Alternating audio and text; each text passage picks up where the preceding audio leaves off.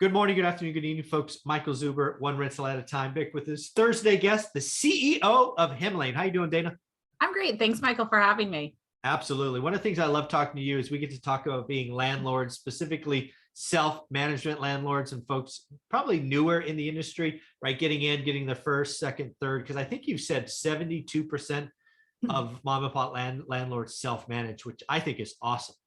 Yeah. And a lot of times we hear they do it because they want to learn the process, which I think is smart because you've always told people do the homework. Like the only way to ask your property managers the right questions is to know a little bit about what they're going through. And so we really hear that at the beginning a lot. It's like, I want to get my hands dirty. I want to know what this is. Because if I'm going to build an empire like Michael has, I need to know a little bit more about what I'm getting into. Absolutely. I think there's a couple of things. One, some people do it for the money, right? I'm not paying somebody 10% or 8% or 12 or whatever it is.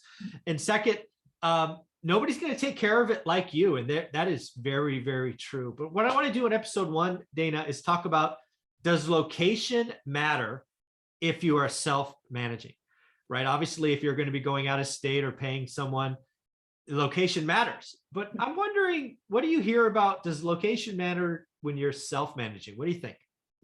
So I'm finding it's like if you asked me 5 years ago, I would have said 100% location matters. Now I would say, with a couple of exceptions, which we'll go through, location does not matter of where you are and where your property is, with a couple of exceptions, as long as you're willing to build a team. Yeah. So in other words, self-managing, a lot of times people think it's all or none. Like I have to self-manage and physically be there, or I need to hire a full service manager. Right. There's something in the middle, like you still need boots on the ground. You cannot, we've spoken about this before, Michael, like self-showing locks and thinking that is going to solve your entire turnover needs. Like it just doesn't happen, right? Right. The other thing I would say from that perspective is also with the actual just process of checking in on the property and inspections. So you need someone there, you need someone licensed, you need someone you trust, but you can still self-manage and get a leasing agent, get someone who's there to support you. And so location isn't as difficult to find a solution for today as it was historically, because historically you didn't have a list of leasing agents online. You didn't have reviews of all of them. You didn't have ways and resources to find things on the internet. Today you do.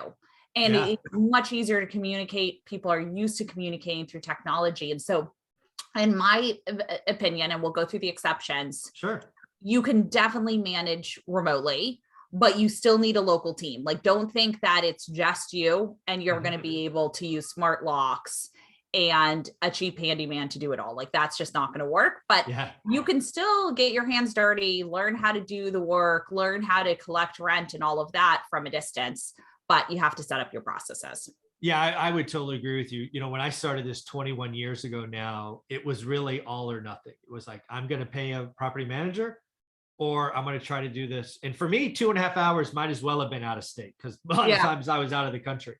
And what I'm seeing now with more and more students doing the work, joining the course, all of that, there really is an option. And Hemlane, frankly, again, you're part of the course in the bonus sections, gives you that way to be comfortable doing what level you want, right? Do you, do you want to do a leasing agent? Do you want to do coordination? Do you want to do, there's so many things today that applications have made it easier, that out of state is really a consideration now for folks.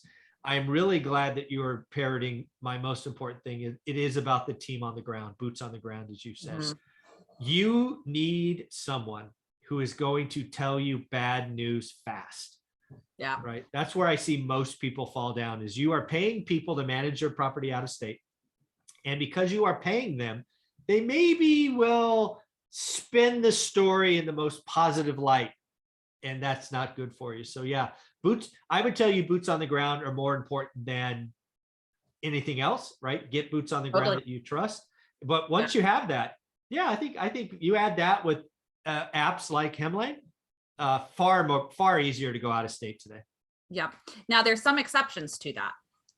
So the couple of exceptions I see is one, when you have a very large portfolio Yeah. out of Yeah. state. Like if you have like 50 plus units, suddenly you're talking about, okay, I really do need someone who just makes this more passive for me, whether you decide to hire them as an employee and like build your own property management business, which is a whole different beast we won't talk about today. Yeah. Or you have a full service manager. That's where it's like, okay, you are going to need some additional support from that perspective, whether it's an employee that's full-time or whether it is to be there physically, like checking in weekly, et cetera, or a third-party property management shop.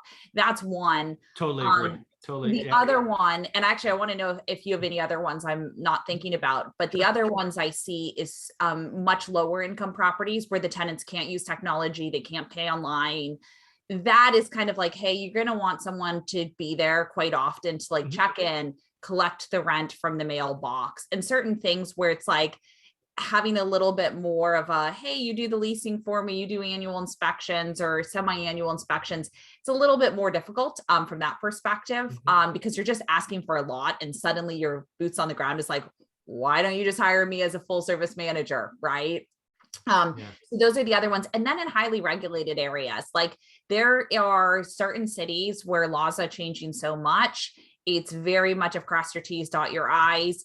And in some cases, if you're not willing to get that education to like really know the regulations and what you're dealing with, sometimes I find it's easier to just hire a professional manager. And actually some of the best property managers I see out there who are like my favorite guys to work with, they are lawyers who are property managers, like in those areas. And I'm like, you are a huge value add to your clients because you have that legal background as well to just make sure that you are really following these local regulations, which sometimes can be like, wait, everything is completely different than the state law, or a lot of things are different. So yeah. I think I knew we were going to talk about this. Those were the same three that I had. I'll just kind of reiterate them.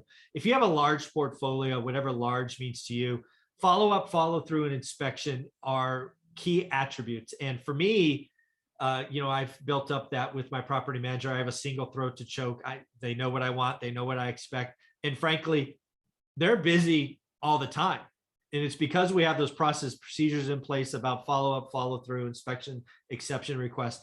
They're busy, but Olivia and I aren't. If I had to do that all myself, even if we're not growing, it would be a full-time job. So yeah, at some point it goes from learning the business to being a business. And I would time is important to me. So paying someone for that is awesome. And then the other one, low income areas or areas where what maybe Wi-Fi or connectivity is not as prevalent as we are spoiled in the Silicon Valley. Yeah, absolutely. Because there are still places I hear from landlords all the time where the tenants paying cash. Yeah. And there's that's a business out there. And if that's your tenant base, applications aren't going to be helpful. So I would definitely do a property manager. And the last one is tracking, audit trail. That was the biggest thing that we couldn't have, Olivia and I, back in the day when we started, is the communication, audit trail tracking. Yeah. And it was so manual and so error prone. So yeah, whether it's regulations or things changing, what Hemline gives for that audit trail is lifesaver. And it's not a lifesaver in the moment, but when you got to go back and look, it's so powerful having that audit trail. So I agree with all three of those. Well, great. Very cool. Well, Dana, if somebody wanted to play with the 30-day trial, where could they get it? Yeah, you can go to www.hemlane, so that's HEMLANE.com, and then mention one rental at a time. The reason you mention it is you do get 20% off that first year. Awesome. And one of the things, folks, if you are new to my channel, the channel is growing, take the 30-day trial. A lot of you are practicing, you're not quite landlords yet. Dana in the course is giving you videos. And if you just do the free course, there's a PDF on 30 days, how to use the trial. So take advantage of that. Thanks, Dana. Thanks, Michael.